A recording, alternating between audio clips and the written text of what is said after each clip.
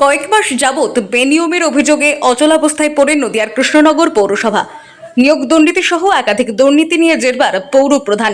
তারই প্রতিবাদে দীর্ঘদিন ধরে লাগাতার আন্দোলন করছে তৃণমূল কাউন্সিলররা। এই আবহে গত 2 তারিখ কৃষ্ণনগর পৌরসভার চেয়ারম্যান রীতা দাসের অফিসের সামনে প্রতিবাদ কর্মসূচি শুরু হয়। কাউন্সিলররা দাবি করে পৌরসভার বাজেট স্বচ্ছভাবে পেশ করা হয়নি এবং সুইপারদের হাজিরার বায়োমেট্রিক সিস্টেম নিয়ে প্রশ্ন তোলে তারা। বাজেট সংক্রান্ত বিষয়টি নিয়ে হাইকোর্টে মামলা হয়েছে এবং আদালতের রায় অনুযায়ী তিনি ব্যবস্থা নেবেন। তবে কাউন্সিলরদের অভিযোগ, আলোচনার প্রস্তাবের পরেও কোনো সুরাহা হয়নি।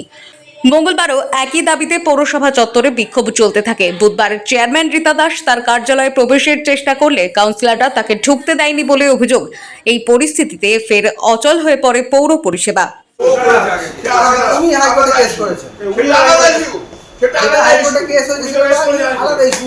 আমাদেরকে, আমরা বোর্ড অফ হাউসের লোক, আমরা কৃষ্ণনগর পৌরসভা 25টি পৌর সদস্য বোর্ড অফ হাউসকে নিয়ে তৈরি। কোর্ট পরে ওনাকে কোনো কাজ করতে গেলে এই বোর্ডের, এই হাউসের মান্যতা নিয়ে কাজ করতে হবে। এই হাউসের মান্যতা উনি নেন না, উনি নিজের স্বেচ্ছাচারিতায় কাজ করেন। এই স্বেচ্ছাচারিতা আমরা মানব না। কৃষ্ণনগরের জনগণের পরের টাকা আমরা তছরূপ হতে দেব না। এই কারণেই কি আপনারা ধর্ণা করছেন? আমরা এই কারণেই ধর্ণা করছি। কাল থেকে বলা হচ্ছে আমরা